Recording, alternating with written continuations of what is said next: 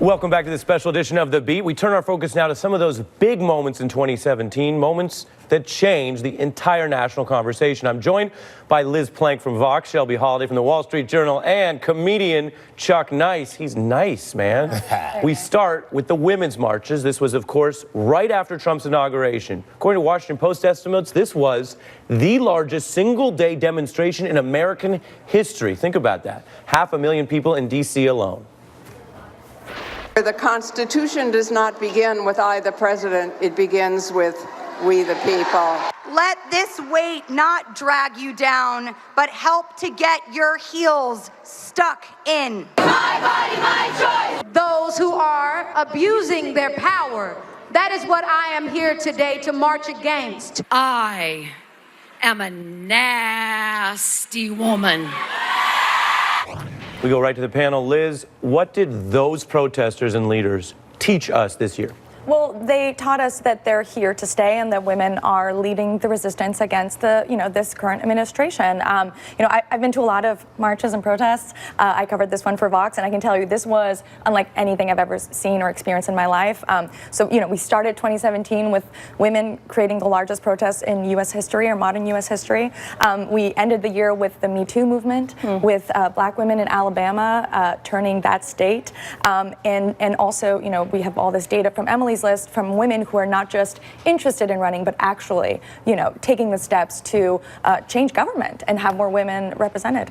That's what's so amazing. A year later, looking back at this, it transcended politics. It attracted this transnational solidarity. We saw marches all over the world, and it also really was a catalyst for change. In just 1 year, everything you mentioned, look where we are. It gives me the chills to watch some of those sound bites too. It was a moment that, had you known where you would be in a year, it just seemed unthinkable. It was an incredible moment for the world. And everybody said if they went to that march, they have never felt anything like that. Yeah. And Chuck, you think about this, there are people who came to this and said, oh, wow, look at what women are saying, or look, we've discovered these problems in the workplace. And yet in reporting on this, what we hear from so many women is other people are having a Christopher Columbus moment, like, you discovered this? People live here. People live with this every funny, but day. Not funny. Yeah, right. Funny but not funny. No, but people live with this every single day, and there has been a pressure on people and explicitly on men through this movement that started with the march and continues with Me Too to say we all need to be involved in this. Yeah, I'm just really, everything you said is absolutely correct, and I just feel that I'm a little crestfallen that the only person, not the only person, the primary individual that should have been affected by this, I'm sure it had no effect on him at all. I'm sure that person looked at all of those women there and went, only I can move this many women like this. So, that to me, that's the saddest part of this, is that those in power right now did not look at this and say, well, this is a seminal moment in our country's history, we should do something. Well, and yet you speak to where it's going, which is the old famous saying, power concedes nothing without a demand. And we heard it from the women on that day.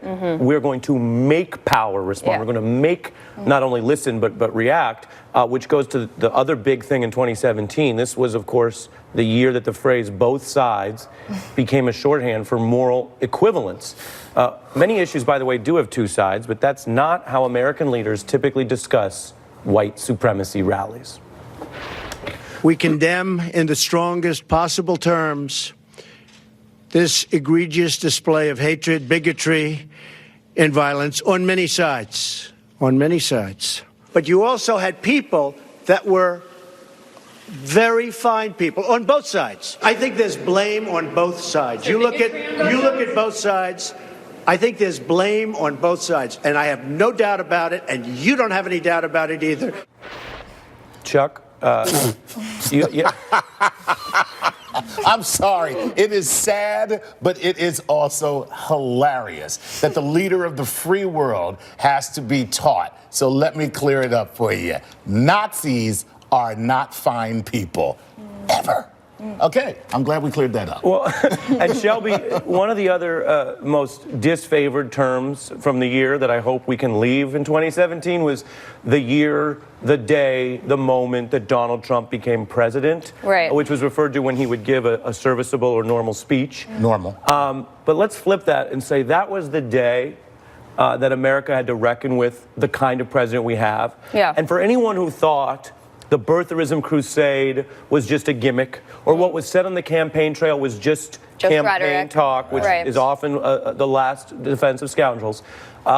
This president said on that day, as Chuck just said, there were good people at the white supremacy rally. And nobody in the Republican Party in leadership and in Congress wanted to co-sign that, because that is a reprehensible claim. But I think that alone is important, but the fact that he doubled down on it and continued to double down on that just spoke volumes of who he is as a president, as a person.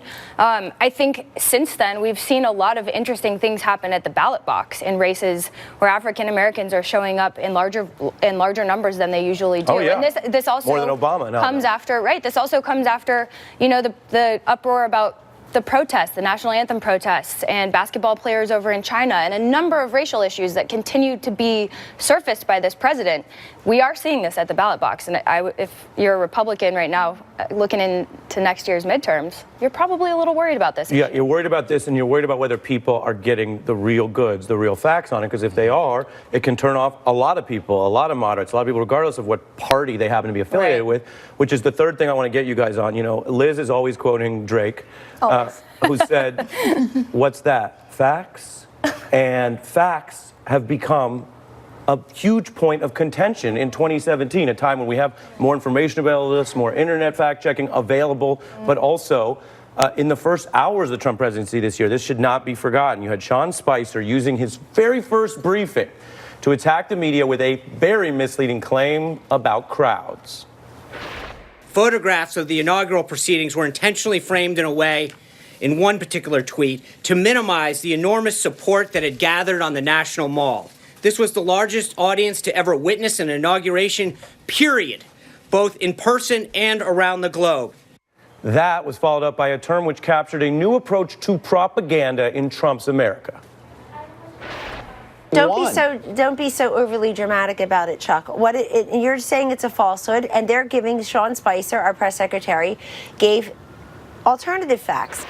Alternative facts. The pause is always interesting. Ooh, alternative facts. How many times have we seen that? Yeah, I mean, alternative facts has become a synonym for this idea of fake news, which Donald Trump has been, spouting since before he was even elected. And I think one of the biggest scams of the Trump administration is making fake news the problem of the media, when in fact the media is actually, constantly, as you mentioned, using fact-checking, using incredible sourcing. I mean, I could talk about all day all of the great stories that have come out in 2017 when they're actually responsible for a lot of truth and disproving the falsehoods. Yeah, but what's scary is that's actually working. I mean, there are Americans out there asking, how do we really know if Russia meddled in our election, or how do we know how big the crowds were? So that strategy has worked for this administration, and those comments from Sean Spicer also preceded comments from Jeff Sessions, who said he couldn't recall any contacts with the Russians, to the dispute with the wife of the slain soldier and what Trump said on a phone call. And I mean,